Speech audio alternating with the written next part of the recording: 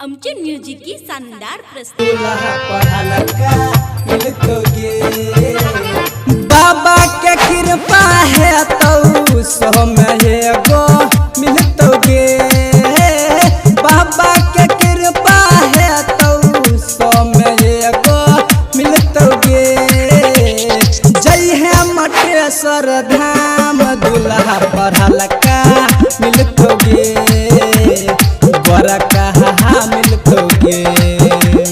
जय है मटेश्वर धाम दूल्हा पढ़ल का मिलतोगे। बड़ा कहा मिलतोगे।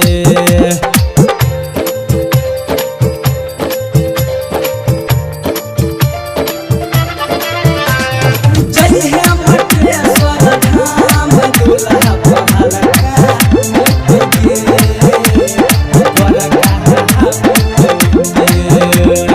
करी है तू दिल से भगती बाबा दे तो तोहरा सकती।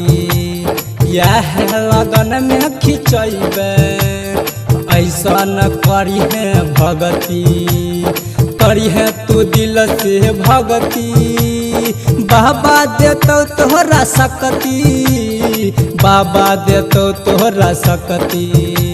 धरी है न कान्हू ध्यान अजूरल का मिलतोगे।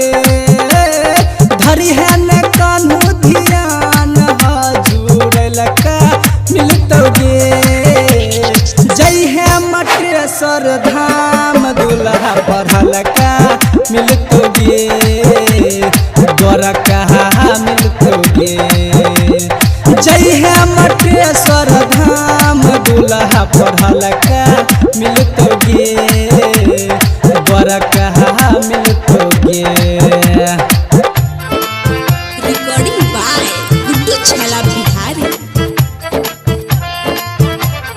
जय है मटेश्वर धाम दूल्हा पढ़ल का मिलतोगे। बड़ा कहा मिलतोगे। एक लगई है गंगा जी में डुबकी। बाबा के है तो महिमा हो तो तोरा सुबह सुबह की।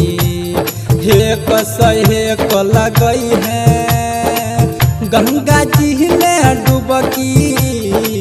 गंगा जी में डुबकी।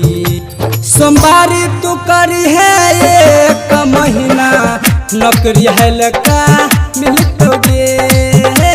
सोमवारी तू करी है एक महीना नौकरी है लका मिलतोगे।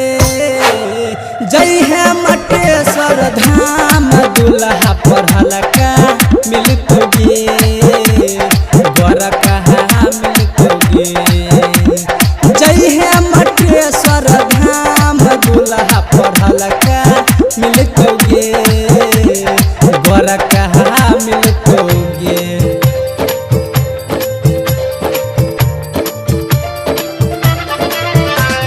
जय है मटेश्वर धाम दूल्हा पढ़ल का मिलतोगे। बड़ा कहा मिलतोगे। बाबा के लगै छै मेला घूमी है न बुझी अकेला।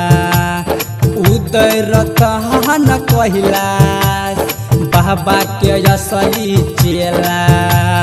बाबा के लागै छै मेला घूमी है न बुझी अकेला। घूमी है न बुझी अकेला।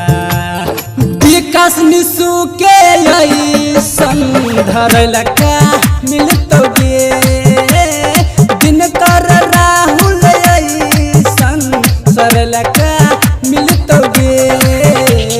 जय है मटेश्वर धाम दूल्हा पढ़ल का मिलतोगे। बड़ा कहा मिलतोगे। जय है मटेश्वर धाम दूल्हा पढ़ल का मिलतोगे। बड़ा कहा मिलतोगे। Recording Studio Saharsa।